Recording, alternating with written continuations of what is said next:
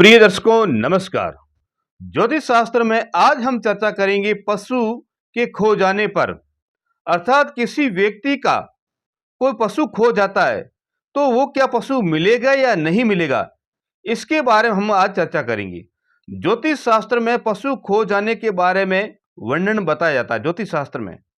लेकिन अक्सर जो जिसका पशु होता है, जिस व्यक्ति का कोई पशु होता है, तो वो व्यक्ति जरूर ज्योतिषी का सहारा लेता है कि मेरा पशु खो गया। अर्थात पशुओं में चलो वो बकरी हो, गाय हो या घोड़ा हो या फिर ऊंट हो, कोई भी खो गया है और वो मिलता नहीं है, तब वो व्यक्ति ज्योतिष का सहारा लेता है और ज्योतिषी के पास जाकर के अपने पशुओं के बारे में जानकारी लेता है कि जी मेरा ये पशु खो गया है, तो मुझे मिलेगा या नहीं मिलेगा, अगर मिलेगा तो कब तक मिलेगा, किस दिशा की ओर मिलेगा। तो ऐसे उस व्यक्ति के बारे में मन में प्रश्न होते हैं। तो ज्योतिषी ऐसे प्रश्नों को ज्योतिष शास्त्र का सहारा लेकर के और उस व्यक्ति को, आए हुए व्यक्ति को वो ज्योतिष के सहारे से ही संतुष्ट करता है। तो ऐसा प्रश्न ज्योतिष शास्त्र में बताया गया है। तो आज हम ऐसे ही प्रश्नों के बारे में चर्चा करेंगे। ज्योतिष शास्त्र में किसी भी व्यक्ति का पशु अगर खो जाता है तो उसके लिए सर्वप्रथम हमें सूर्य नक्षत्र को देखना पड़ता है कि सूर्य नक्षत्र, सूर्यदेव किस नक्षत्र पर है। अर्थात जिस नक्षत्र पर सूर्य हो तो उसे हम सूर्य नक्षत्र कहते हैं। अर्थात जिस नक्षत्र में सूर्य देव विराजमान हो वो नक्षत्र सूर्य नक्षत्र कहलाता है। उस नक्षत्र से जिस समय व्यक्ति का पशु खो गया है उस दिन का नक्षत्र की गणना करेंगे। अगर उस क्रमांक में वो नक्षत्र संख्या आती है तो उसके आधार पर हम कह सकते हैं कि पशु आपको मिलेगा या नहीं मिलेगा।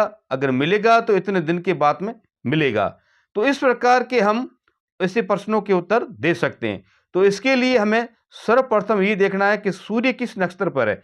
जिस नक्षत्र पर सूर्य है उस नक्षत्र से लेकर के वर्तमान नक्षत्र यानी कि 9 नक्षत्रों तक, जिस समय व्यक्ति का पशु खो गया उस 9 नक्षत्रों तक, सूर्य नक्षत्र से लेकर 9 नक्षत्रों के बीच में अगर उस व्यक्ति का पशु खो जाता है तो हम कह सकते हैं कि आपका जो पशु खो गया वो आप वन में देखिए, जहां पशु को चराने ले जाते हैं तो वहां पर आप देख कर आइए, तो आपको वहां पर पशु मिलने की पूर्णतः संभावना बनी रहेगी।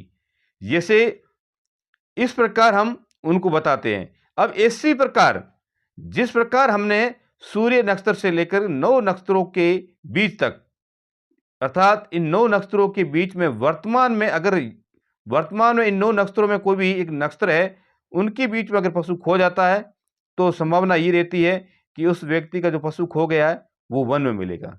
उदाहरण के तौर पर जैसे मान लीजिए सूर्य अश्विनी नक्षत्र पर है तो अश्विनी नक्षत्र से हम गिनती करेंगे और वर्तमान का कोई भी नक्षत्र हो उस नक्षत्र तक, यानी कि अश्विनी नक्षत्र पर है सूर्यदेव, सूर्यदेव अश्विनी नक्षत्र से लेकर 9 नक्षत्रों तक, या 9वां नक्षत्र आएगा वो अश्लेषा आएगा।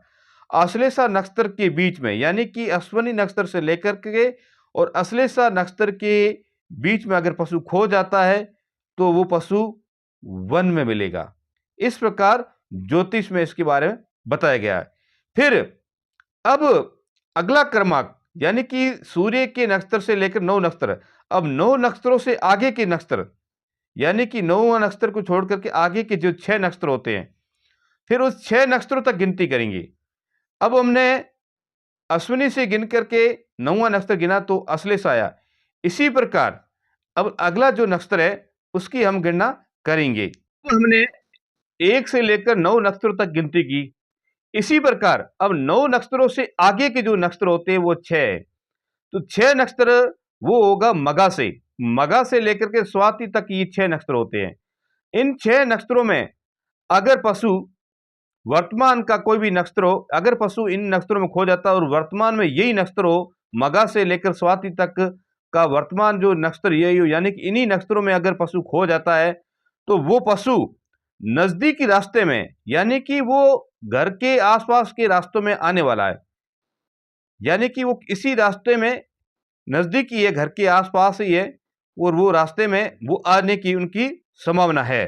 तो इस प्रकार ये नक्षत्र हमें ये दर्शाता है। जैसे हमने माना कि सूर्य जो अश्विनी से है, अश्विनी नक्षत्र में, अश्विनी से लेकर हमने 9 नक्षत्र तक गिनती की तो वो अश्लेष आया। तो अश्लेषा नक्षत्र तक के यानी कि अश्विनी से लेकर अश्लेषा नक्षत्र के बीच में अगर कोई पशु खो जाता है तो वो वन में होगा। इसी प्रकार आगे के 6 नक्षत्र यानी कि अश्लेषा को छोड़कर अगला जो नक्षत्र होता है मघा होता है। तो मघा से लेकर के स्वाति नक्षत्र के बीच में अगर पशु खो जाता है तो संभावना ये रहती है कि वो पशु है रास्ते में, घर के आसपास के रास्ते में है, नजदीकी है, वो आने की संभावना है। इसी प्रकार अब अगला जो कर्माक होगा वो होगा 7, यानी कि स्वाति से अगले जो नक्षत्र होंगे वो 7 नक्षत्र होंगे। तो स्वाति के बाद में जो नक्षत्र आता है विशाखा, तो विशाखा से लेकर के हम गणना करेंगे श्रवण तक, श्रवण नक्षत्र तक, यानी कि 7 नक्षत्रों के बीच में, यानी कि विशाखा से लेकर के श्रवण नक्षत्र तक अगर पशु खो जाता है तो वो पशु जल्दी घर लौटने वाला है। अर्थात वो पशु जिस व्यक्ति ने प्रश्न किया उसको ये कहिए कि आपका जो पशु है वो जल्दी लौटने वाला है, यानी कि अभी पशु किसी किसी क्षण में पहुंच सकता है। तो इस प्रकार हम देख सकते हैं। तो फिर अब ये 7 नक्षत्रों के बाद में अगले जो नक्षत्र आएंगे वो 2 नक्षत्र लेने हैं। 2 नक्षत्र कौन से? धनिष्ठा और शतभिषा।